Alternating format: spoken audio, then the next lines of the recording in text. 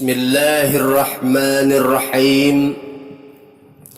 Assalamualaikum warahmatullahi wabarakatuh.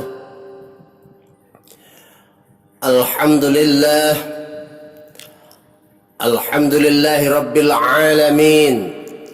Wabihi nasta'inu ala umurid dunya waddin. Wassalatu wassalamu ala asrafil anbiya'i wal mursalin Sayyidina wa habibina wa syafi'ina wa maulana Muhammadin wa ala alihi wa sahbihi ajma'in. Qala Allah Ta'ala fi kitabihil karim, a'udzu billahi minasy syaithanir rajim. Bismillahirrahmanirrahim. Inna Allah la yughayyiru ma biqaumin hatta yughayyiru ma bi anfusihim. Al-ayah. Amma ba'd. Hadratul muslimin wal muslimat rahimakumullah. Alhamdulillah, puji serta syukur kehadirat Allah Subhanahu wa taala yang telah memberikan berbagai macam nikmat kepada kita, sehingga pada sore hari ini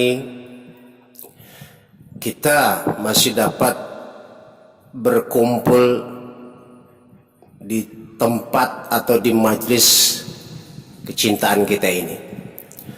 Semoga apa yang kita niatkan, apa yang kita lakukan hari ini semua menjadi amalan ibadah di sisi Allah Subhanahu wa taala. Salawat dan salam tak lupa mari kita sanjungkan keharibaan baginda Nabi besar Muhammad sallallahu alaihi wasallam.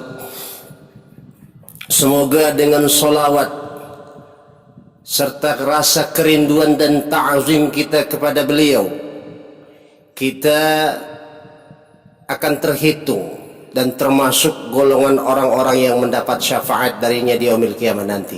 Amin ya rabbal alamin.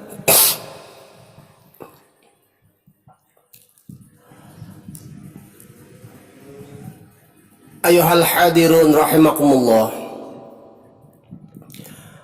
Berbicara tentang sunnatullah atau ketetapan Allah.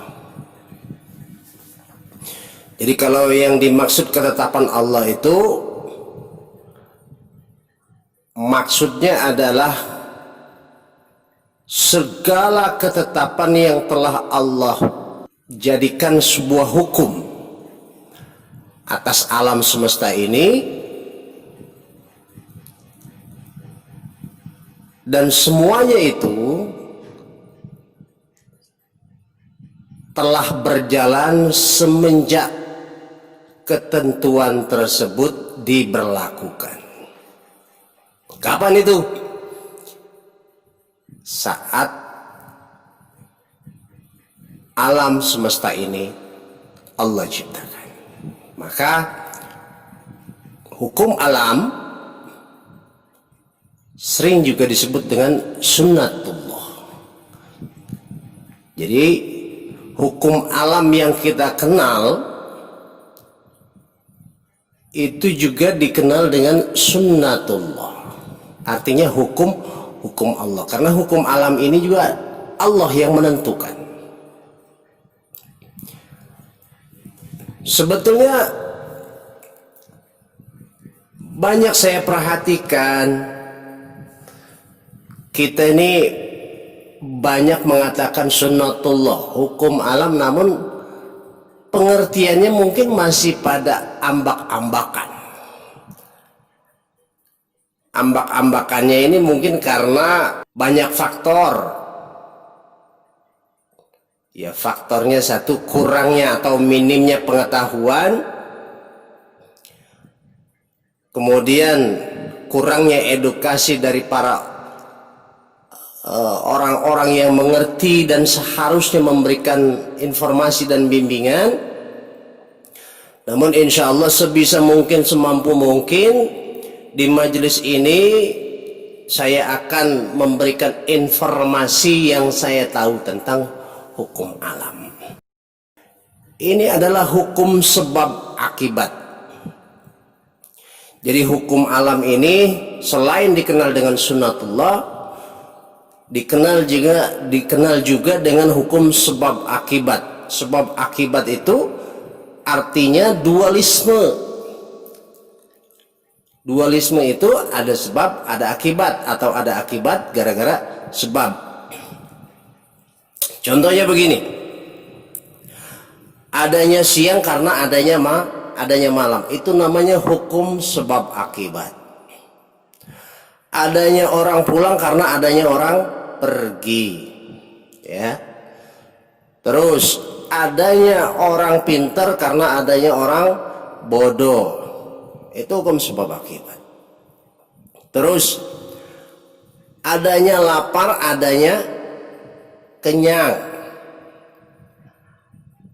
Adanya mengantuk, adanya begadang. Ini hukum sebab akibat. Ada yang mendapatkan upah atau gaji karena adanya pekerjaan.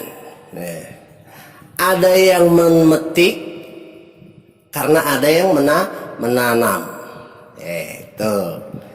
Jadi cukup banyak yang saya contohkan tentang sunnatullah barusan atau hukum sebab akibat. Jadi apa hikmahnya dari yang saya sebutkan tadi? Hikmahnya begini. Sering saya lihat di media sosial, sering saya lihat di masyarakat, atau saya dengar di masyarakat, ada orang berdoa kepada Allah, doanya yang berurusan dengan sunnatullah. Contohnya begini, ya Allah berikanlah saya rezeki, ya Allah berikanlah saya rezeki, dengan harapan Allah memberikan rezeki langsung atau serta merta, gitu, tanpa sebab akibat. Ada lagi orang berdoa, ya Allah sehatkanlah saya, ya Allah, ya Allah angkatlah penyakit saya. Namun di samping dia berdoa, ya Allah sehatkanlah saya, ya Allah angkatlah penyakit saya, usahanya tidak ada. Misalnya giliran sakit pengen sembuh tapi berobatnya enggak. Lah ini namanya melanggar sunnatullah. Berdoa tapi tetap melanggar sunnatullah. Ya. Terus ada orang pinter, dia pengen pinter, perasaan dia kurang paham, susah paham, dia berdoa tiap malam, ya Allah saya ini bodoh sekali, ya Allah, ya Allah cerdaskanlah pikiran saya, ya Allah terangkanlah hati saya. Tapi hanya sekedar berdoa dengan berharap keajaiban timbul, keajaiban terjadi pada dirinya. Ini tidak mungkin terjadi, karena apabila itu terjadi melanggar sunnatullah atau melanggar hukum alam. Ya. Jadi saat dia berdoa, ya Allah cerdaskanlah pikiran, cerdaskanlah otak hamba, ya Allah terangkanlah hati hamba, ya Allah sabarkanlah hati hamba, ya Allah. Ini perlu ada proses. Untuk cerdas prosesnya harus belajar. Ya. Untuk terang hatinya ini harus lega, harus bisa memaafkan, perlu proses. Untuk sehat perlu berobat, ya. Jadi seperti itu. Kemudian, jadi bukan saya mengatakan doa kita ini salah, bukan, doanya tidak salah. Tapi pemahaman tentang doa kita ini yang kurang pada tempatnya. Karena umumnya kalau saya perhatikan, hampir sebagian besar orang berdoa itu mengharap sebuah keajaiban. Contoh yang saya maksud keajaiban, ya Allah, mudah-mudahan saya dapat rezeki yang gede. Mudah-mudahan saya dapat rezeki yang gede. Itu didoain. Belum berhasil, belum diijabah, diakalin lagi dengan wirid-wirid tertentu, dengan zikiran-zikiran tertentu.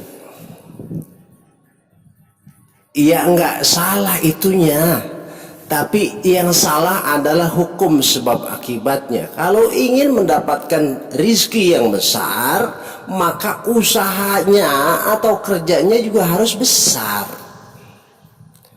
Sekarang begini, kalau kita dagang kangkung, pengen keuntungannya seperti orang dagang kebo, masuk di akal apa enggak? Ya enggak. Apa yang kita jual?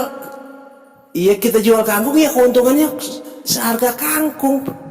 Kalau kita jual kangkung seikat katakan 10.000, paling banter juga, paling banter keuntungannya 5.000 atau 8.000, paling gede banget gitu. Kalau kita jual kebo yang modalnya aja sampai 12 sampai 15 juta, ya wajar keuntungannya bisa 2 sampai 3 juta, begitu loh. Jadi kembali saya ingatkan untuk hari ini, pemahaman tentang sunnatullah atau hukum Allah itu lebih mudahnya dengan memahami hukum alam semesta. Dan memudahkan untuk memahami hukum alam semesta adalah memahami hukum sebab akibat. Karena tidak ada asap kalau tidak ada api. Itulah yang namanya disebut hukum sebab akibat. Ada awal, ada akhir, ya. Ada pinter, ada bodoh. Karena kita bodoh, kita belajar biar pinter, ya. Karena kita salah, kita harus belajar biar benar. Karena kita miskin, kita harus kerja biar kaya, gitu.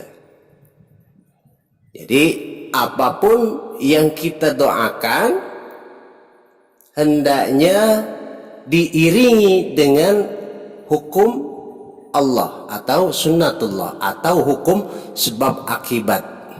Tidak bisa dengan mengandalkan atau mengharapkan keajaiban, karena keajaiban juga punya aturan-aturan tertentu.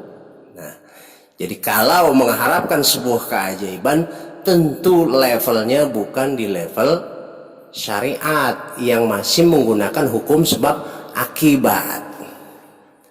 Demikian uraian pada sore hari ini, semoga bermanfaat. Mohon maaf atas segala kekurangan. Saya akhiri, billahi taufiq wal hidayah. Wassalamualaikum warahmatullahi wabarakatuh.